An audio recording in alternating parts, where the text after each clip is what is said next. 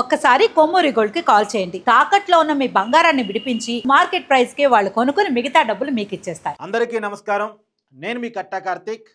తెలంగాణ రాజకీయం అంతా కూడా 3 కేసుల చుట్టూ నడుస్తూ ఉంది. ఈ 3 కేసులు కూడా ముగ్గురు వ్యక్తుల సెంట్రిక్గా నడుస్తూ ఉన్నాయి. ఏమిటా కేసులు, ఎవరా వ్యక్తులు? నిజానికి తెలుసుకుంటే నడుస్తున్న తెలంగాణ రాజకీయం మొత్తం అర్థమైపోతూ ఉంటుంది. ఇప్పుడు నడుస్తున్న ఎంక్వైరీలు మీరు రోజు వార్తల్లో చూస్తూ ఉంటారు. కాళేశ్వరం ఎంక్వైరీ, దీని మీద ఒక న్యాయపరమైనటువంటి కమిషన్, జ్యుడిషియల్ కమిషన్ విచారిస్తూ ఉంది. తర్వాత అంటే కాళేశ్వరం ప్రాజెక్టు విషయంలో బీఆర్ఎస్ తీవ్రమైనటువంటి అవినీతికి పాల్పడింది అనేటువంటిది ఆరోపణ. దాని విషయంలో ఎంక్వైరీ నడుస్తూ ఉంది. తర్వాత ఈ ఫార్ములా కార్ రేసింగ్, ఈ ఫార్ములా అంటే ఏదైతే హైదరాబాద్లో ఎలక్ట్రానిక్ కార్ రేసింగ్ ఉందో, ఎలక్ట్రానిక్ కార్ రేసింగ్ పెట్టేసి తెలంగాణ ప్రభుత్వ ఖజానాని లూటీ చేసి దాదాపు 50 కోట్లకు పైగా బీఆర్ఎస్ అధికారంలో ఉన్నప్పుడు అవినీతి జరిగింది అనేటువంటిది ఆరోపణ. దాని మీద కేసు నడుస్తూ ఉంది, ఎంక్వైరీ జరుగుతూ ఉంది. ఏసీబీ దాని మీద ఎంక్వైరీ చేస్తూ ఉంది. తర్వాత ఫోన్ ట్యాపింగ్, ఇది చాలా కీలకమైనటువంటి కేసు. తెలంగాణ రాజకీయాలను ఊపే కేసు. ఇది నిజంగా నిరూపించబడితే పరిణామాలు కూడా చాలా తీవ్రంగా ఉంటాయి. ఫోన్ ట్యాపింగ్ కేసు అనేటువంటిది అంటే బీఆర్ఎస్ అధికారం ఉన్నప్పుడు తమకు నచ్చినటువంటి వ్యక్తులు అందరి ఫోన్లు కూడా ట్యాప్ చేశారు. ఈవెందో కేసీఆర్ కూతురు కవిత ఫోన్ కూడా ట్యాప్ చేశారు. తర్వాత రేవంత్ రెడ్డి వాళ్ళ ఇంట్లో వాళ్ళ ఫోన్లు కూడా ట్యాప్ చేశారు. తర్వాత బై ఎలక్షన్స్ మొత్తం కూడా ఆ రోజుల్లో జరిగిన ఉప ఎన్నికల మొత్తం కూడా ఫోన్ ట్యాప్ చేయటం వల్ల అవతల పార్టీలు ఎవరెవరు కలుస్తున్నారో ఆ పార్టీ ఫండింగ్ ఎక్కడ వస్తూ ఉంది, ఆ పార్టీలు ఎలాంటి స్ట్రాటజీలు వ్యవహరిస్తూ ఉన్నారు, దాన్ని మనం ఎలా తిప్పి కొట్టాలి అనేది కేవలం ఫోన్ ట్యాపింగ్ ద్వారా తెలుసుకొని, అంటే అవతల వాళ్ళు ఏం మాట్లాడుకుంటున్నారో వాళ్ళ ఫోన్లు ట్యాప్ చేసి విన్నారు అనేటువంటిది ఇప్పుడు ఫోన్ ట్యాపింగ్ కేసు. ఈవెందో సెలబ్రిటీల ఫోన్లు కూడా విన్నారు. సినిమా ఇండస్ట్రీకి సంబంధించినటువంటి హీరోరా హీరోయిన్ల ఫోన్లు కూడా ట్యాప్ చేసి విన్నారు. తర్వాత వాళ్ళని బ్లాక్మెయిల్ చేశారు అనేటువంటిది ఇప్పుడు నడుస్తున్నటువంటి ఫోన్ ట్యాపింగ్ కేసు. ఇంకా కీలకమైన విషయం ఏంటంటే ప్రస్తుతం ఆంధ్రప్రదేశ్ ముఖ్యమంత్రిగా ఉన్నటువంటి చంద్రబాబు నాయుడు గారి ఫోన్ కూడా, అంటే గతంలో ఆయన ప్రతిపక్ష నాయకుడిగా ఉన్నారు, అంతకుముందు ఆంధ్రప్రదేశ్ ముఖ్యమంత్రిగా 2014 నుంచి 2019 వరకు ఉన్నారు. ఈ 2014 నుంచి 2024 వరకు తెలంగాణలో బీఆర్ఎస్ అధికారంలో ఉంది. అంటే 23 వరకు, 24 వరకు కాదు కానీ 23 వరకు. ఆ కాలంలో చంద్రబాబు నాయుడు గారు ఒకసారి ముఖ్యమంత్రిగా, ఒకసారి ప్రతిపక్ష నాయకుడిగా ఉన్నారు. సరే, ముఖ్యమంత్రిగా ఉన్న సమయంలో కొంతకాలం హైదరాబాద్లో గడిపారు. ప్రతిపక్ష నాయకుడిగా ఉన్నటువంటి సమయంలో కరోనా సందర్భంలో కూడా హైదరాబాద్లోనే ఎక్కువ కాలం గడిపారు. హైదరాబాద్లో చంద్రబాబు నాయుడు గారి సొంత ఇల్లు ఉంది. సో హైదరాబాద్లో ఉన్నప్పుడల్లా ఆయన ఎవరెవరితో మాట్లాడుతుండేవాళ్ళు, ఎలాంటి స్ట్రాటజీలు చేస్తూ ఉండేవాళ్ళు, ఇవన్నీ కూడా ఫోన్లు ట్యాప్ చేసి జగన్మోహన్ రెడ్డి గారికి పంపించారు అనేటువంటిది కూడా కొత్తగా ఈ ఫోన్ ట్యాపింగ్లో వినపడుతున్న అంశం. ఇది నిజానికి ఫోన్ ట్యాపింగ్ కనుక అలాగనక జరిగి ఉంటే సినిమా ఇండస్ట్రీ సంబంధించిన పెద్దల, రియల్ ఎస్టేట్ వ్యాపారుల, రాజకీయ నాయకుల, పక్క రాష్ట్రం ముఖ్యమంత్రుల ఫోన్లు కూడా ట్యాప్ చేసే కాడికి పోయిందంటే ఇది దేశద్రోహం కిందకి మారే అవకాశం కూడా ఉంటుంది. మామూలుగా ఫోన్ ట్యాపింగ్ ఎవరు చేయాలి? తీవ్రవాదులకు సంబంధించినవి, ఉగ్రవాదులకు సంబంధించినటువంటివి, నక్సలైట్లకు సంబంధించినటువంటివి, సరే పెద్ద పెద్ద నేరాలు చేస్తున్నారు అనుకుంటున్నటువంటి ముఠా నాయకులకు సంబంధించిన ఫోన్లు ట్యాప్ చేయాలి. అది కూడా కేంద్ర హోంశాఖ చెప్పి దానికి చాలా ఫార్మాలిటీస్ ఉంటే ఆ మేరకు పోలీసు వరకు ఫోన్ ట్యాపింగ్ చేసుకునేటువంటి అవకాశం ఉంటుంది. దేశద్రోహుల ఫోన్లు ట్యాప్ చేస్తారు, కానీ రాజకీయ నాయకుల ఫోన్లు ట్యాప్ చేయరు. తమకి పడని రాజకీయ పార్టీల నాయకుల ఫోన్లు ట్యాప్ చేయరు. ఇప్పుడు ఈ కేసు కూడా తెలంగాణలో చాలా ప్రధానంగా నడుస్తోంది. ఈ 3 కేసులు ప్రధానంగా నడుస్తున్నాయి. ఈ 3 కేసులు కూడా కాళేశ్వరం చూడండి, కేసీఆర్ ఇప్పటికే విచారణ ఎదుర్కొన్నారు ఒక దఫా, మరొకసారి కూడా విచారణ పిలుస్తారు. రెండోది హరీష్ రావు కూడా ఇప్పటికే విచారణ ఎదుర్కొంటూ ఉన్నారు. ఈ కాళేశ్వరం విషయంలో మాజీ ముఖ్యమంత్రి తెలంగాణ కేసీఆర్ ఇప్పటికే విచారణ ఎదుర్కొంటూ ఉన్నారు. కల్వకుంట్ల చంద్రశేఖరరావు గారు మన విచారణకు హాజరయ్యారు ఘోష్ కమిషన్ ముందు. తర్వాత హరీష్ రావు మాజీ మంత్రి, నీటిపారుదల శాఖ కూడా ఆయన మంత్రిగా పనిచేస్తున్నారు. ఆయన నీటిపారుదల శాఖ మంత్రిగా ఉన్నప్పుడే కాళేశ్వరం డిజైన్ చేయబడింది, ప్లాన్ చేయబడింది. కాబట్టి ఈ కేసులో హరీష్ రావు కూడా విచారణ ఎదుర్కొంటూ ఉన్నారు.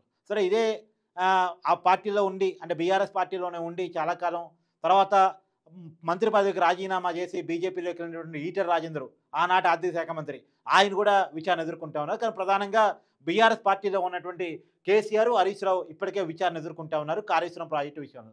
కాళేశ్వరం ప్రాజెక్టు కట్టే విషయంలో పెద్ద ఎత్తున అవినీతి జరిగింది అనేటువంటిది కాంగ్రెస్ యొక్క ఆరోపణ. దాదాపు 1,00,000 కోట్లని అప్పట్లో ఆరోపణ చేశారు.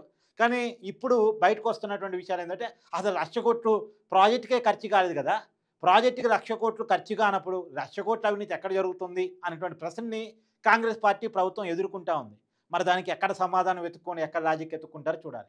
కానీ కాంగ్రెస్ పార్టీ మాత్రం ప్రధానంగా ఆరోపిస్తూ ఉంది చాలా పెద్ద ఎత్తున కొన్ని వేల కోట్ల రూపాయల అవినీతి జరిగింది కాళేశ్వరం ద్వారా అని చెప్పేసి చెప్తా ఉంది.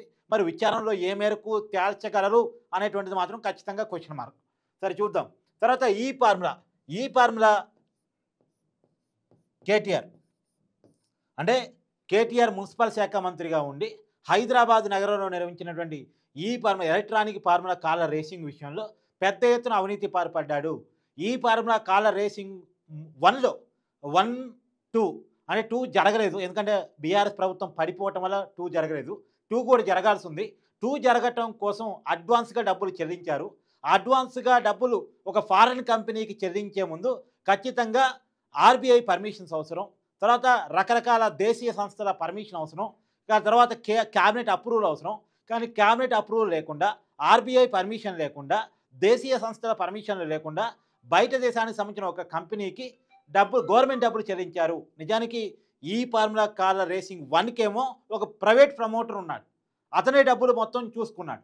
కానీ మనకు నష్టం వస్తుంది అని ప్రైవేట్ ప్రమోటర్ తప్పుకుంటే ప్రభుత్వ వ్యవస్థని హెచ్ఎండిఏని దాంట్లోకి లాగి, హెచ్ఎండిఏ అనేది ప్రభుత్వ సంస్థ అయినప్పుడు ఒక ప్రైవేట్ సంస్థే నష్టాలు వస్తున్నాయి అని తప్పుకున్న దాంట్లోకి ఒక గవర్నమెంట్ సంస్థను లాగేసి గవర్నమెంట్ డబ్బులు అంటే ప్రజలు ట్యాక్స్ కట్టిన డబ్బులు, హైదరాబాద్ ప్రజలు ట్యాక్స్ కట్టిన డబ్బులని ఒక విదేశీ కంపెనీకి చెల్లింపులు చేశారు.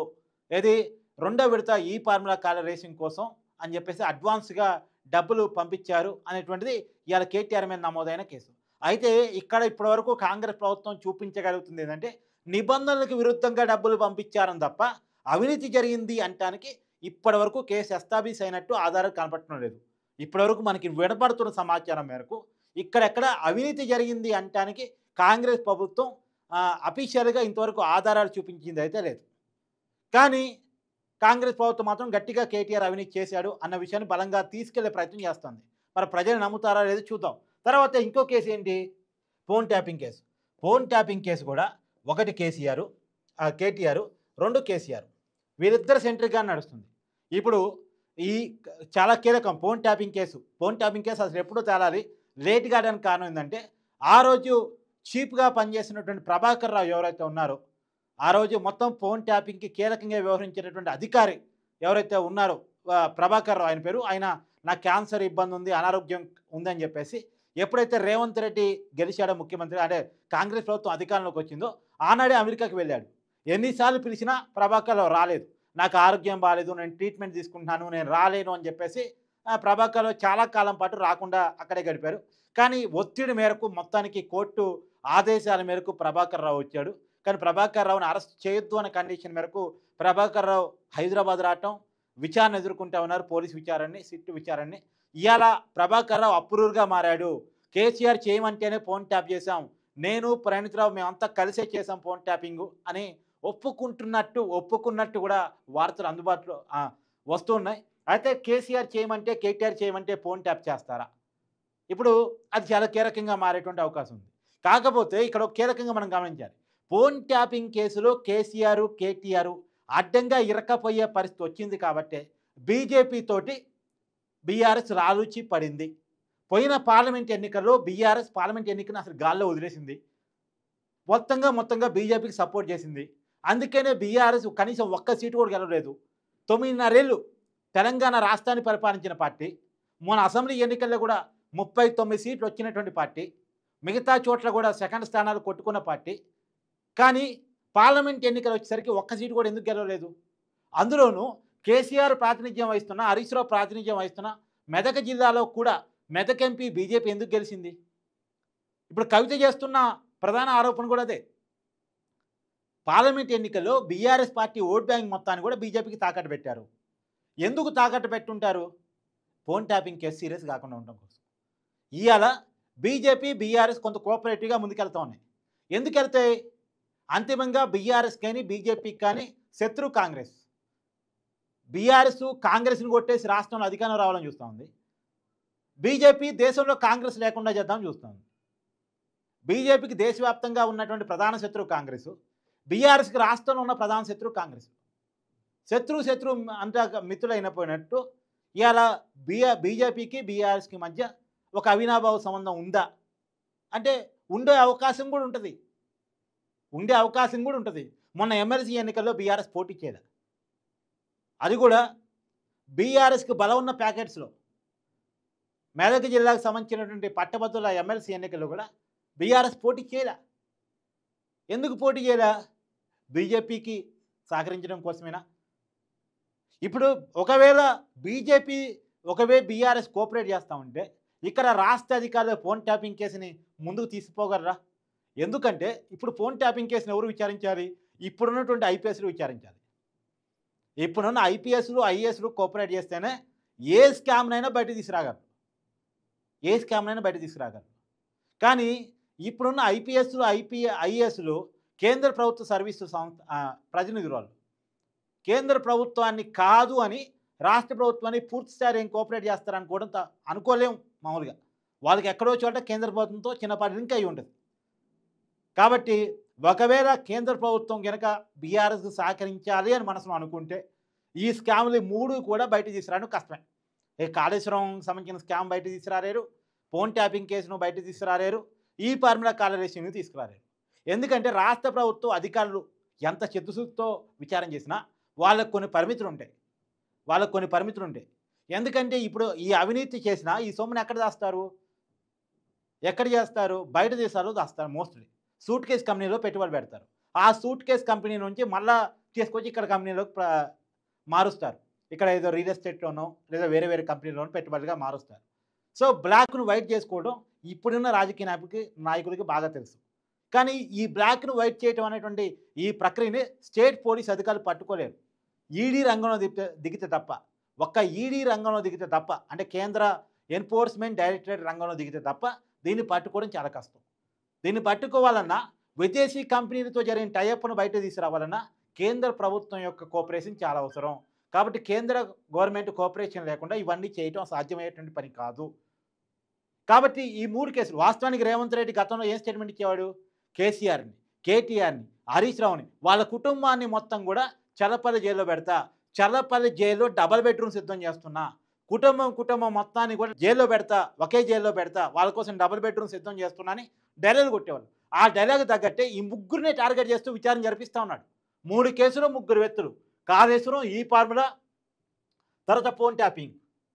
ఈ 3 కేసుల్లో కూడా ఈ 3 వ్యక్తులు కేసీఆర్, కేటీఆర్, హరీష్ రావు ప్రధానంగా జిహెచ్ఎంసీ ఎన్నికలు వస్తున్న సమయంలో, స్థానిక సంస్థలు వస్తున్న టైంలో, అంటే సర్పంచ్, ఎంపీటీసీ, జడ్పీటీసీ ఇలాంటి ఎన్నికలు వస్తున్న సమయంలో కేసీఆర్ని, కేటీఆర్ని, హరీష్ రావుని కనుక జైల్లో పెట్టించగలిగితే అది నాకు అడ్వాంటేజ్ అవుతుంది అని చెప్పేసి రేవంత్ రెడ్డి భావిస్తున్నారు అనేటువంటిదే వినపడుతోంది. జిహెచ్ఎంసీ ఎన్నికల్లో, మొన్న అసెంబ్లీ ఎన్నికల్లో కానీ, పార్లమెంట్ ఎన్నికల్లో కానీ కాంగ్రెస్ పార్టీ పర్ఫార్మెన్స్ శూన్యం. ఒక్క అసెంబ్లీ బై ఎలక్షన్లోనే కాంగ్రెస్ పార్టీ సికింద్రాబాద్ కంటోన్మెంట్ స్థానం గెలుచుకుంది. కాబట్టి ఇప్పుడు హైదరాబాద్లో జిహెచ్ఎంసీ ఎన్నికలు జరుగుతున్నటువంటి సమయంలో కాంగ్రెస్ పార్టీ పర్ఫార్మెన్స్ శూన్యంగా ఉండేటువంటి అవకాశం ఉంటుంది. జిహెచ్ఎంసీలో ప్రధానంగా బీజేపీ వర్సెస్ బీఆర్ఎస్ఏ జరిగే అవకాశం ఉంటుంది.